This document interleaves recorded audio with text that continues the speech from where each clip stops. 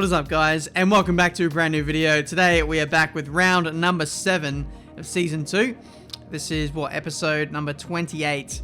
28 episodes into F1 2019 now, and it's quite ridiculous. I was looking at my stats yesterday and I saw that I had like 216 odd total hours on F1 2018, and I've already done 100 hours worth of game time on PC within the first month. It's quite ridiculous. We are set to absolutely smash our previous playtime. But anyway, it's playtime for the Canadian Grand Prix. Unfortunately, no upgrades for this race. We're targeting an ultimate weight reduction upgrade, which will be going on in time for Austria. Fingers crossed. Haas have made some big gains, so watch out for them this weekend. Welcome to Montreal, where the teams are ready for today's practice session at the Circuit Gilles Villeneuve. Personally, I think we're in for a real treat today. Alright, so here we are for practice. It'll be interesting to see how we go this weekend. A few teams have made some gains, and this is a track that I do quite well at, so hopefully we can somewhat make up the difference compared to some of those teams who have improved. I'm looking at you, Lucas Weber. So we shall see what the order looks like this weekend, but I'd hazard a guess to say that Lucas Weber might be again the man to beat this weekend after his efforts in Monaco. Still can't believe that race. That was bloody incredible. But yeah, practice, it was pretty good actually. You can see we topped P2, which was nice, a 108.6. Very, very solid time. Heading into quali, confidence is high, but it's raining. Welcome again then, and we hope you're ready for another fantastic session as the teams prepare to unleash their cars for qualifying at the Canadian Grand Prix. Now, if it was light rain, I'd be a bit more optimistic about this session, but unfortunately it is heavy rain, and I believe that the AI do tend to race better when the rain is at its more extreme end of the scale. So we'll see what we can do this weekend. It's going to be a bit of a test. The race will be dry. So ultimately, we do need to think about the race and the setup regarding that. I decided to increase the front and rear downforce by 1 click each. I think I'm running 5-6 wings. So yeah, we'll see what that can mean for our overall balance. It's weird. I feel like I'm one of the best downforce level cars in the field, but somehow I'm always topping the speed traps. I don't exactly understand that, so what I tend to do is I chuck on even more downforce to make the car somewhat more effective. But I still think we need to work on the actual engine power to get the punch out of corners that the AI teams have. But anyway, Q1, it's a bit of a struggle at the moment, I'm not going to lie. We're 7/10 up on our previous best, so this should be a bit more of a competitive time for us. But, you know, early days, I was struggling to slow the car up. I lowered the brake pressure to under 80%, so, you know, that is a fairly conservative amount of braking pressure to run, but still struggling for stopping power in the wet. But thankfully we get this lap in, we adjust to the conditions somewhat, and I think we should be able to progress through to the next session, so let's do that. But as we fast forward, we literally only just squeezed through into qualifying 2, and Ricardo was just as lucky to get through as well. So Renault run on the bubble as we head into Q2. That looks really bad on paper there, but I'm not too worried heading into this next session. I feel like the pace is quite strong. It's just sometimes the AI can go a bit faster when you're not looking, I suppose. But anyway, Q2, 1 minute left to go in this session. We are currently P2. Looks like we're going to improve on this previous lap, but my middle sector was a bit scruffy, to be honest, through to the final chicane. No, we've cut that, and that is lap over, unfortunately. So, that is the end of our session. It is P2. We will cut to the end and see if we make it through to Q. Really?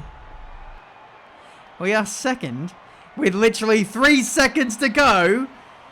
And we get demoted to P13 in the space of like a minute of everyone doing their last laps. Ricardo goes from being on the bubble in Q1 to topping Q2 with his ridiculous time. So there we go. That is qualifying. I don't know what to say, to be honest. The track must have obviously got a bit better towards the end of the session. It tends to always do, so I probably should have got the timing a bit better. But at the same time, when you're not looking, the AI do some absolutely outrageous times. So I'm going to get the magnifying glass, and I'm going to be seeing all of those laps. It's time for the race. Canada has a true love affair with Formula One. The grandstands here are always packed to capacity. It's a country that has given us the likes of Gilles and Jacques Villeneuve, the thrilling Grand Prix of '79, of '98 and of course 2011. They love their motorsport in Montreal and we absolutely love coming here. Alongside me to discuss all the action today is Anthony Davidson. Thanks for joining us, Ant, and tell me, you were down in the pit lane earlier. How do you think the track conditions are today? Well, the surface looks clean enough, but I'm a little bit worried about the track temperature.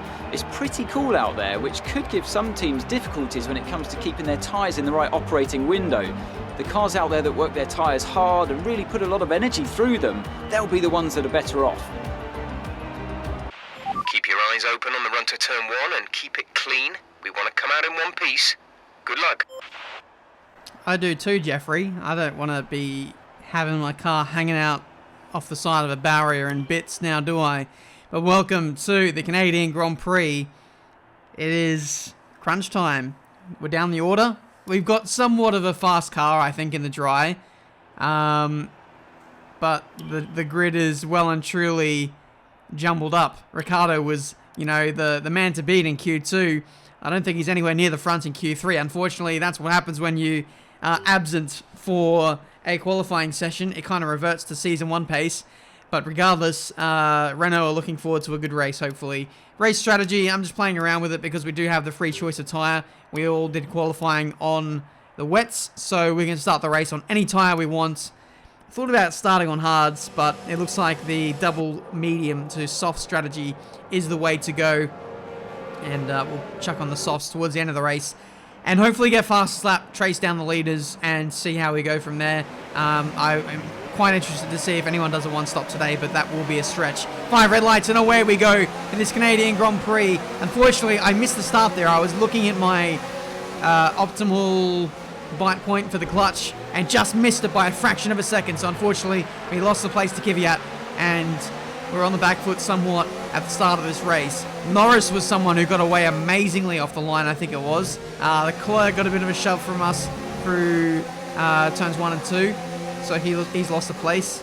So that's a bit unfortunate for him. We've got Gasly locking up a couple of places up the road. Ricardo up there as well with the Williams. So let's hopefully go on a charge forward and see what we can manage in this race. Now, in terms of the strategy, there's about, I don't know, a 50-50 split through the field between people running mediums and then people running softs. My teammate... now for the rest of the race.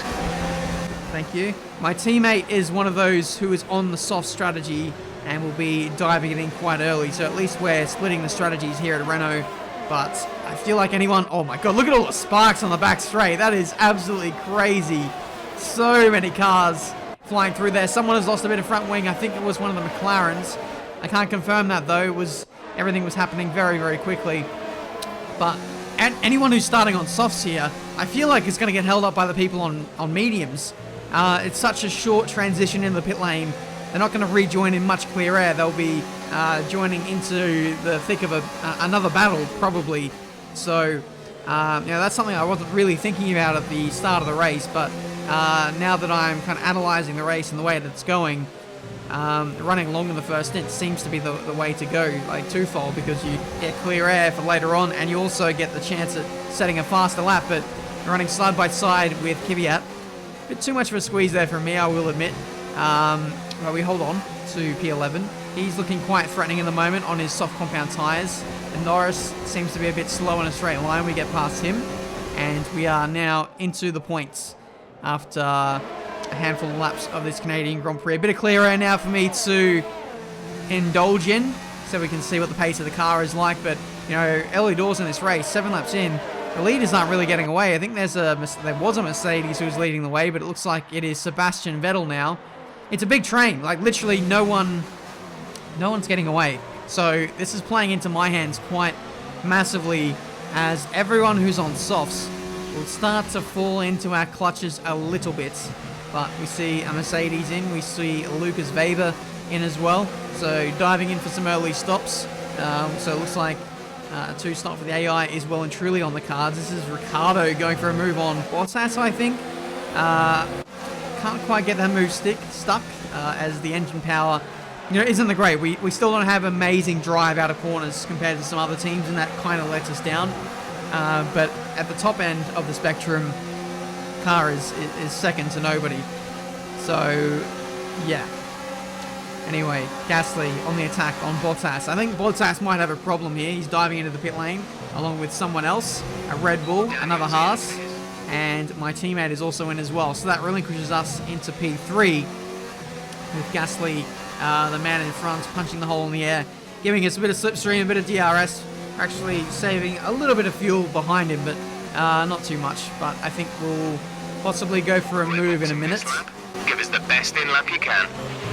Oh dear. Oh, okay. Thank you for that, Gasly. That was an unforced error heading into turn 1. I was just following him through just as casually as you like, and then he's just gone in too deep. Probably checked the mirrors just before going into the braking zone. It might have put him off a little bit, and we are through into P2. Gasly coming back at us now as he gets the nice run. The AI are really strong out of that slow right-hander in the back straight. It's quite amazing how much traction they can lay down through there, but it is pit stop time now for the medium compound runners. We're going again onto a set of mediums. For reference, some of the people who were on softs earlier on pitted again for another set of softs, so that's an interesting play by those guys. Again, they'll have a very short stint, and they may even opt for hards to finish off this race, and if that's the case, I don't really rate that race strategy, to be honest, but we rejoin on the circuit. It's very close between us, Devin Butler and Valtteri Bottas. We just about come on top of, who was it? Devin Butler, but Gasly got through as well, so that kind of confused me for a minute there, but we are into P10, pretty much as we were, and now the order has, oh my god. Did I just do what I think I did? I don't remember doing this. I have just literally cut off Pierre Gasly like Charles Leclerc and Max Verstappen at Silverstone. That was a bit cheeky from me there. I shouldn't have really done that. But anyway, P10. The track is opening up for us somewhat. Lewis Hamilton is out of the Grand Prix. There's some kind of failure for him while the midfield runners are fighting away inside the top 10. Hamilton, our championship leader, is out. This could prove massive for the championship this season. But like I was saying, we've re-emerged in what was P10, but now, there's some gaps opening up here and there, and I feel like the advantage that we have now is only getting stronger as, these guys have been on their softs for a little while now, and they're going to have to get off them fairly soon, whereas we've only just switched onto our mediums, and we're phasing into this middle stint quite nicely now as we go up the inside of Valtteri Bottas. Ricciardo and Verstappen getting held up by Sergio Perez, which is just pushing them back into my clutches, which is going to make a top 5 for us. Pretty viable, it must be said, but we can see Verstappen going up the inside of Perez. What's going on here? That's really hurt my run out of the final chicane, and now Bottas is having to go back at us on the start-finish straight. Ricciardo looking up the inside as well. It's all happening. There's too much to commentate on. I'm just a bit of a passenger now, like you guys, just watching all the action unfold. But this is going to result in a crash, surely. Verstappen and Perez going side by side once again. Verstappen comes out on top, and again, a bad exit from me. Thankfully, Bottas didn't go for the lunge, and we maintain P7 in this race. I feel like I need to calm down. This is getting quite ridiculous now. Let's see if we can get a nice exit out of the hairpin. Car is feeling very good at this stage. Tyres are in very good condition. I've got a lot of confidence to push. Don't have too much fuel though, so that will be a concern heading into the second phase of this Grand Prix. Slipstream on Ricciardo. Going to force him to go defensive, and we're going to go clean around the outside. No, I have to bail out of it because I just couldn't pull up the car, and I think I would have cut the corner anyway, but somehow we've emerged in front of Ricciardo, and I think in front of Sergio Perez as well. So let's see how this happened. Perez and Verstappen got tangled up. I cut the chicane, but I went around the bollard, which is within the rules, because that's the slower way around the corner. But these guys have all tangled up so much that it's allowed me to do an illegal overtake and get away with it. But it's fine because I went around the bollard, so the game says fair game. That's fine. I took a penalty by going all the way around the cone and slowing down for it, but yeah, that is really weird. I guess it doesn't matter because Ricciardo is now stopping. Perez is now in the pit lane as well, so realistically now it's impossible to give up the position. So we're just going to press on. That is amazing. I've not seen anything like that in my life. But we are through for, I think, a top 5 position now, effectively on track. Of course, Perez, Bottas, and Ricciardo are all going to get an undercut on me, but we're going to have fresher tyres towards the end of the race. We're going to have softs. Okay, you only have to stop once now. One stop left. And I didn't really check what tyres they're on, but if they're on hards, we might actually be circulating faster than them anyway right now. So we might actually be affecting an overcut if all goes to plan for us. You can see this is a running look at the order behind us. Verstappen is on hard compound tyres. Charles Leclerc is on hard compound tyres. I didn't catch what tyres my teammate was on. I think he might be on mediums. I can't confirm that, but I think that is the case. Where we're in now for our final stop of the day, going on to the soft compound tyres to chase down the leaders. Maybe for a podium, but definitely a top 5. And, yeah, we're going to push for the fastest lap as well. Bottas going past us on the start-finish straight. Verstappen is going to overtake us as well. It's going to be very close between my teammate and Sergio Perez as we rejoin on the circuit. We get a bit of a shortcut, and we do emerge in front of that midfield battle. So there we go, into P7. Bottas and Verstappen only just up the road. So we're in the box seat to get a top 5 today. Perez probably was shocked at a Renault coming up into his line of sight all of a sudden, but there we go. This strategy has worked out really well for us today, while the rest of the front midfield teams are fighting away over the minor placings. We've been running our own race in clear air, doing our own thing, managing our tyres quite well.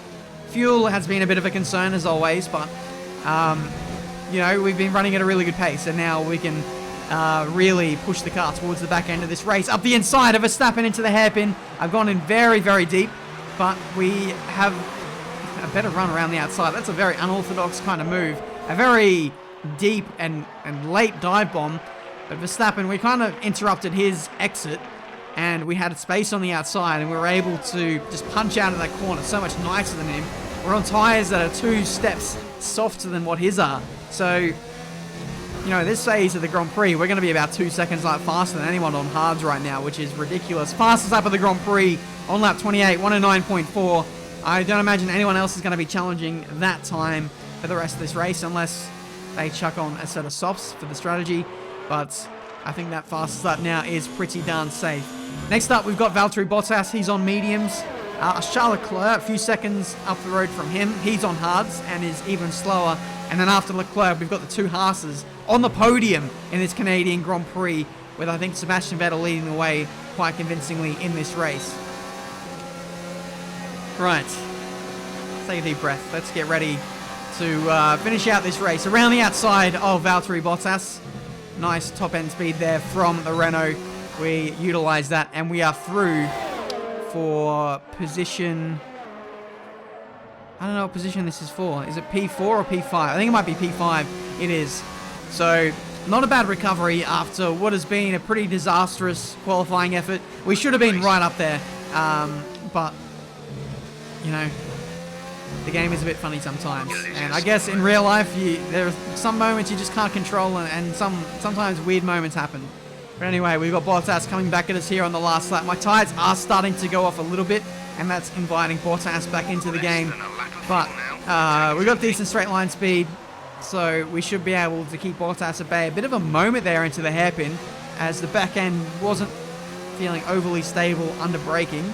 But Sebastian Vettel wins the Canadian Grand Prix, and I think he will draw level with Lewis Hamilton on points for the championship, given his DNF. A Haas double podium here in Canada sees them get some amazing points for the constructors. But for us, solid fight back. I'll take it. That's the end of the race. We'll see you in Parc Fermé. Looking at the podium, you can see that red suit familiar to fans across the globe. A world-class win for a world-class team. Ferrari do it again. There he is. The man of the moment, Sebastian Vettel, gets the win here at the Canadian Grand Prix. One thing as well worth mentioning is we didn't upgrade the car coming into this race. So to come away with the top 5, I think is a pretty darn good result. We need to be maximizing these races where, you know, nothing much is happening for the development. We need to continue to tick over with good points whenever we can, and then capitalize big once the upgrades do flood in. But anyway, it is a German domination in terms of the podium. 1, 2, 3.